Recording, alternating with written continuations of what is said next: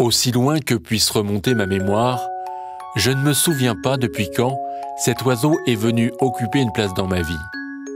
Tout ce que je sais, c'est qu'enfant, j'allais déjà épier sa silhouette diaphane au sortir du vieux clocher du village. Aujourd'hui, mes activités de naturaliste m'ont conduit à maintes reprises d'entrer dans son intimité. Et je suis heureux de vous emmener dans le royaume secret de Madame Blanche.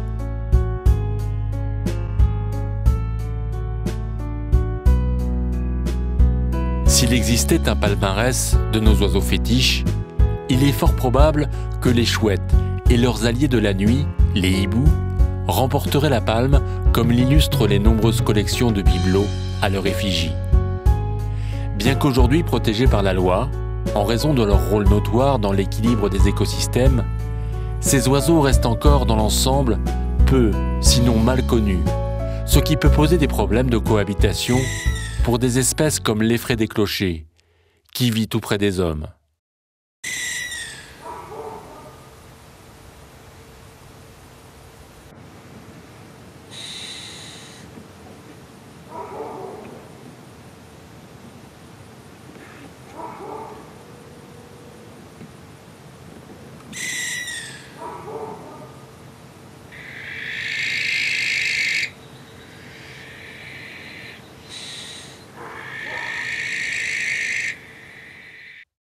Parmi la trentaine de sous-espèces qui peuplent le monde, 3 d'entre elles se répartissent en Europe. La zone de Tyto alba alba, nom scientifique de notre chouette, est représentée en vert, et celle de Tyto alba guttata, au plumage plus roux, est indiquée par la couleur jaune. La partie hachurée représente quant à elle la zone d'hybridation de ces 2 sous-espèces. Enfin, la 3e sous-espèce, Tyto alba ernesti, se cantonne à la Corse et à la Sardaigne.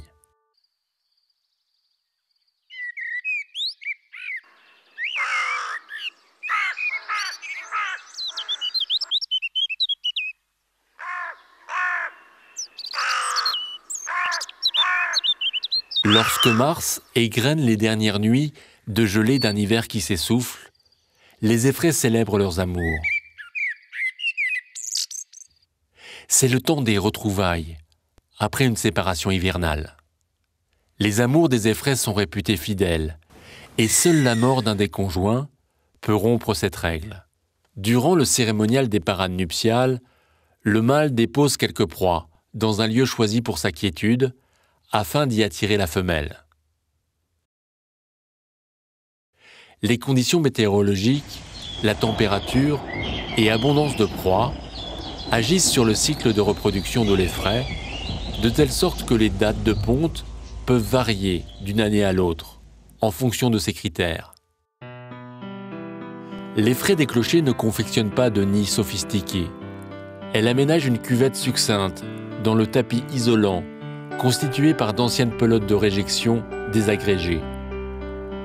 Les pontes fluctuent entre 4 et 12 œufs, d'un poids d'environ 20 grammes, et de forme presque sphérique. Ils sont pondus à raison d'un tous les 1 à 3 jours, parfois plus. Et leur incubation débute dès le premier, sinon le 2e œuf pondu. De ce fait, les naissances seront échelonnées. La saison de reproduction venue, la ferme devient un des théâtres spectaculaires offerts par la nature, chaque espèce s'adonnant à l'élevage de ses jeunes.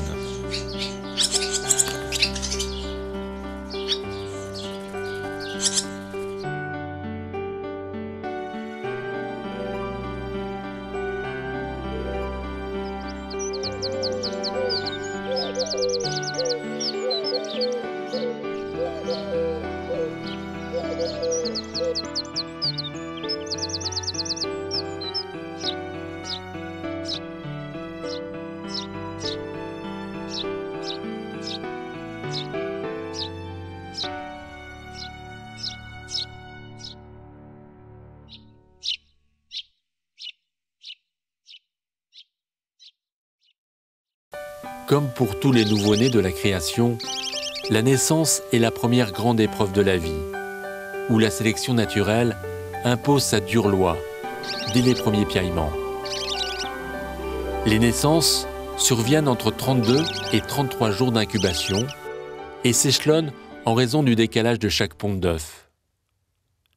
La femelle demeure sur ses poussins les 15 premiers jours de leur vie, jusqu'à l'apparition d'un duvet plus épais, qui leur assurera une certaine indépendance thermique.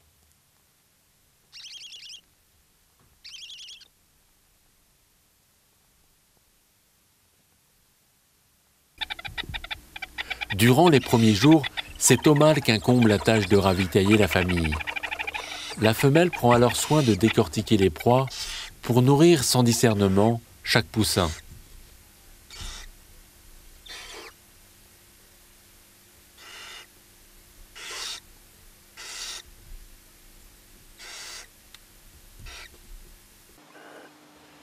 Les nourrissages de début de soirée sont autant de retrouvailles pour les adultes, et le mâle saisit bien souvent cette occasion pour témoigner toute son affection à sa compagne, peut-être en prévision d'une seconde ponte.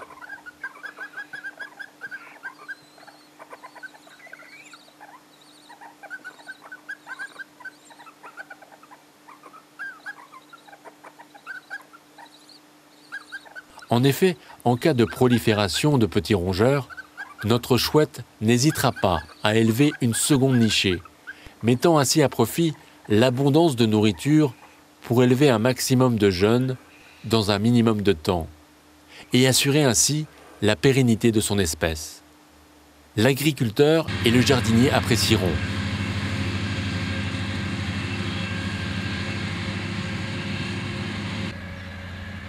Contrairement aux rapaces diurnes, les jeunes chouettes et hiboux naissent les yeux clos, tout comme les conduits auditifs, qui s'ouvriront environ vers le 12e jour.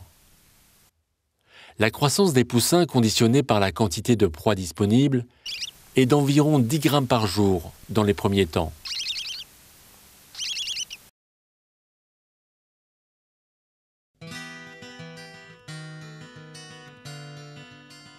À 15 jours, le masque facial commence à se former et un épais duvet protecteur isole à présent les poussins du froid.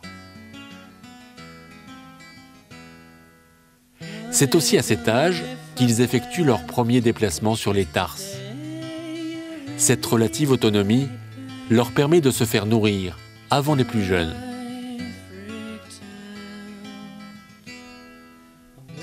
C'est le moment choisi par la femelle pour seconder le mâle dans la recherche de nourriture. Les poussins grandissent, leur appétit aussi.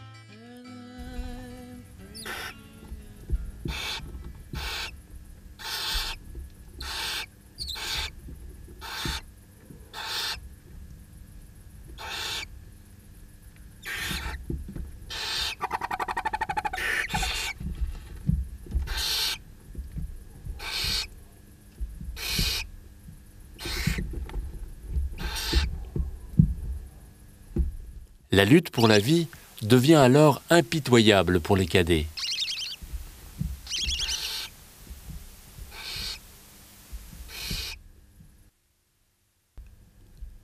Au 20e jour, les premières plumes apparaissent, engainées dans des étuis de protection, appelés fourreaux. Ce sont les rémiges, plumes des ailes, qui poussent en priorité.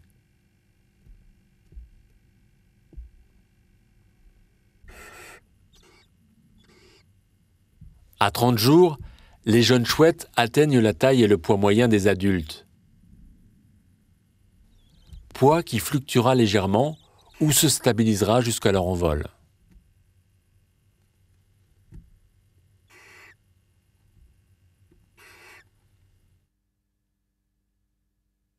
À leur 50e jour, il ne reste du duvet que quelques touffes éparses,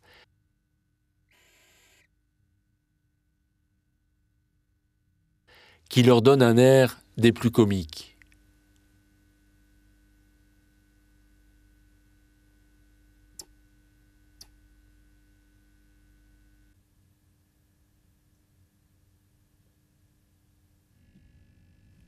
C'est vers le 60e jour que l'heure du départ sonnera pour les aînés de la nichée.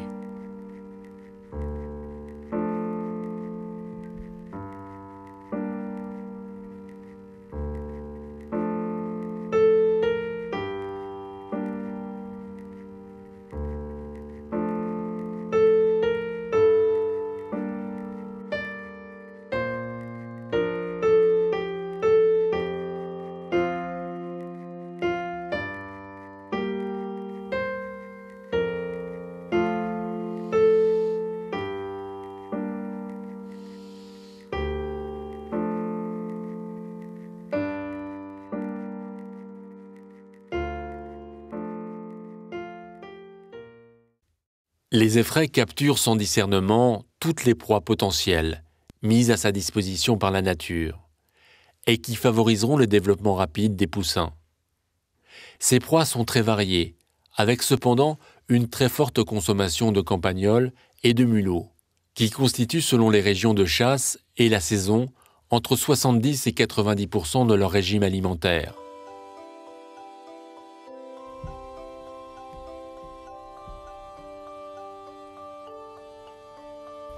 Les musaraignes entrent aussi dans son menu, mais à cela rien de surprenant pour cet oiseau qui chasse à l'ouïe, lorsqu'il repère des proies comme ces insectivores qui se déplacent en émettant de petits cris. Très éclectique, le tableau de chasse de notre chouette comprend aussi des oiseaux, évoluant autour d'elle comme les moineaux, qui croisent parfois la trajectoire du prédateur. Très familière des habitations humaines, l'effraie chasse indifféremment à l'intérieur et à l'extérieur des bâtiments, comme par exemple les granges, où elle ajoute à son menu les souris.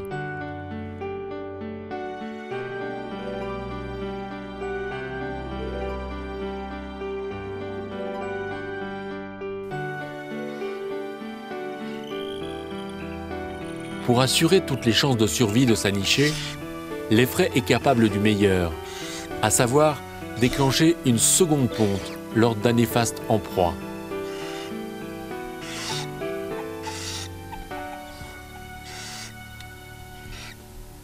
Mais aussi de ce que vous pourriez considérer comme le pire. En effet, en cas de pénurie alimentaire et de grave disette, les aînés peuvent assimiler les plus jeunes, morts de faim, à des proies. La nature ne recycle-t-elle pas tout ce qu'elle produit ? Pour assurer la pérennité de son espèce, notre chouette élève par saison un maximum de jeunes, utilisant tous les atouts à sa disposition.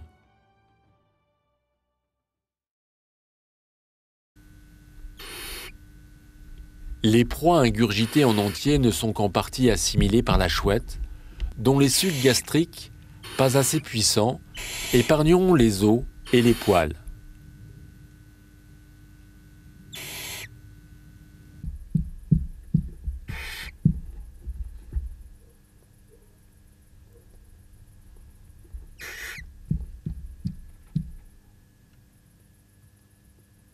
Après cette digestion partielle, les parties non digérées sont expulsées sous forme de boulettes, appelées pelotes de réjection ou de régurgitation. C'est la dissection de ces dernières qui a facilité l'établissement du régime alimentaire de nos rapaces nocturnes, et de mettre en évidence le rôle notoire qu'ils exercent très efficacement dans la lutte contre les petits rongeurs, parasites de nos cultures. Le nombre symbolique de 5000 proies par an est souvent avancé, et quand on sait qu'un campagnol est capable de manger par jour son propre poids en céréales, on imagine sans peine les quintaux de grains épargnés grâce à notre chouette.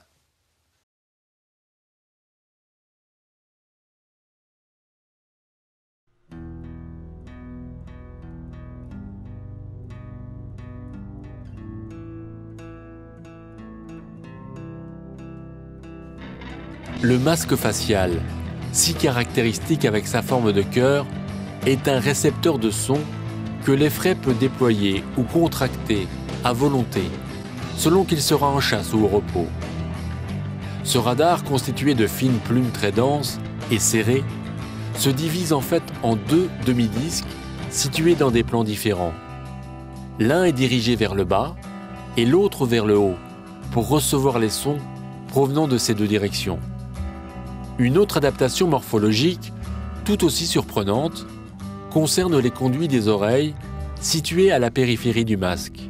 À l'instar des deux demi-disques de la face, ces conduits sont eux aussi orientés différemment, un vers le bas, l'autre à l'opposé. C'est donc grâce à une analyse instantanée et pointue de ces différentes informations que l'effraie des clochers est capable de localiser essentiellement à l'ouïe une proie avec une étonnante précision, dont la marge d'erreur n'excède pas 2 degrés.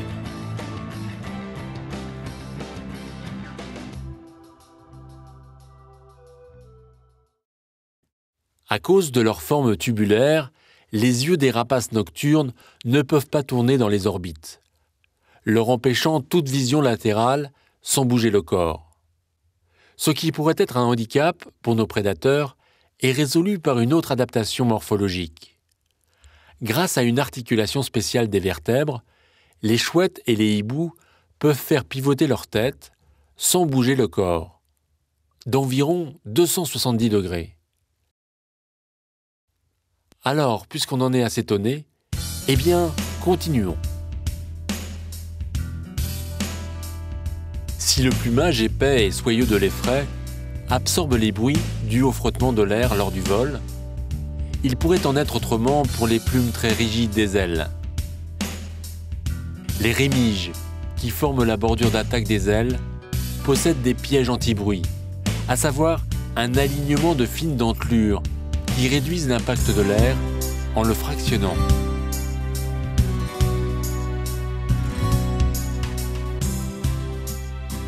Lors des derniers instants de ces attaques sur ses proies, les battements d'ailes, soumis à rude épreuve, ne doivent pas émettre de bruit. Qu'à cela ne tienne, là aussi la nature a bien officié, en recouvrant les plumes de plumes, ou plutôt d'un fin duvet qui absorbe les moindres vibrations.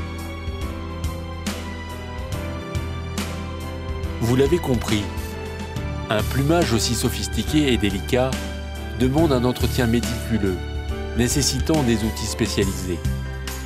Pour ce faire, l'effraie possède des griffes médianes pourvues de crans qui lui permettent de peigner avec le plus grand soin son plumage.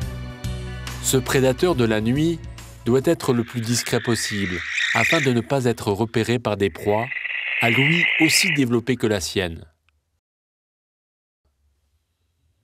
À présent, le nid est vide.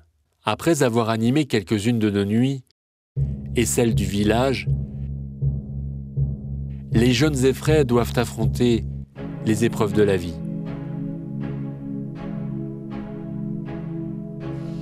Durant la première année, le taux de mortalité est très important, ce qui explique la stratégie de reproduction de notre chouette, à savoir élever un maximum de jeunes dans un minimum de temps, en fonction de la générosité en proie offerte par la nature. Les menaces qui pèsent sur les populations d'effraie sont nombreuses.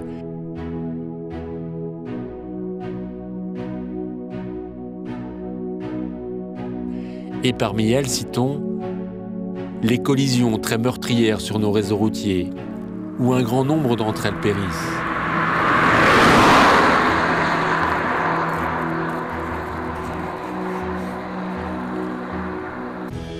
Et les hivers rudes, avec couverture neigeuse, leur empêchant trop souvent de conclure leur chasse, entraînant un jeûne qui leur est souvent fatal. Parmi les autres menaces, citons aussi ces toiles d'araignée que constituent les lignes électriques, où elles se brisent les ailes ou s'électrocutent.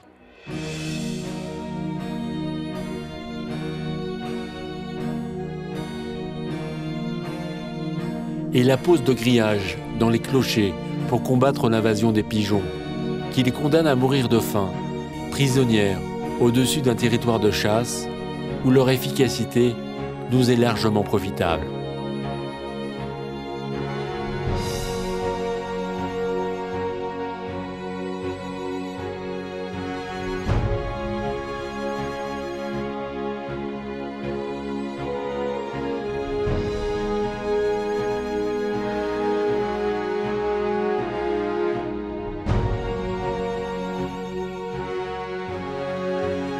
Et celles qui échapperont à toutes ces épreuves œuvreront sans relâche à combattre les ennemis de nos cultures.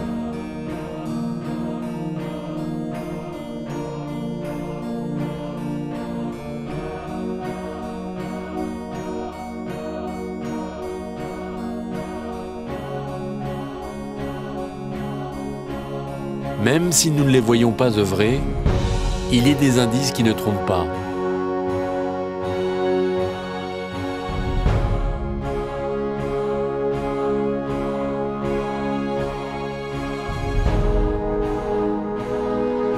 Les dames blanches veillent sur nos cultures. Sachons veiller sur elles.